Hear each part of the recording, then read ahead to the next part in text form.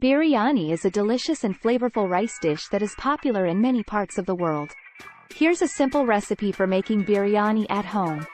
Ingredients: 1 kilogram of basmat, 1 kilogram of chicken or lamb, cut into pieces, 2 onions, thinly sliced, 4 tomatoes, chopped, 2 tablespoons of ginger garlic paste, 1 tablespoon of biryani masala powder, 1 tablespoon of cumin powder, 1 tablespoon of coriander powder, 1 tablespoon of red chili powder, 1 cup of yogurt, 1/2 cup of vegetable oil, 1/2 cup of ghee, salt to taste, a pinch of saffron soaked in 1/4 cup of warm milk, 2 tablespoons of chopped mint leaves, 2 tablespoons of chopped coriander leaves, fried onions for garnish.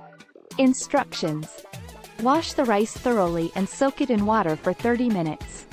In a large pot, heat the vegetable oil and ghee over medium heat. Add the sliced onions and fry them until they are golden brown. Add the chicken or lamb pieces to the pot and cook for a few minutes until they are browned.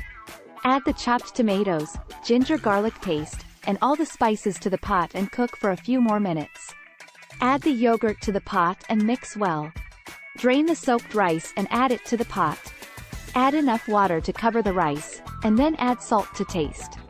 Bring the mixture to a boil, then reduce the heat to low and cover the pot with a tight-fitting lid.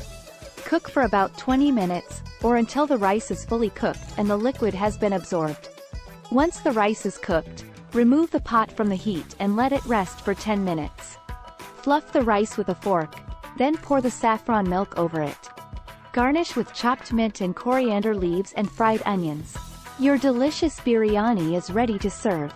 Enjoy it with some raita, yogurt dip, and salad.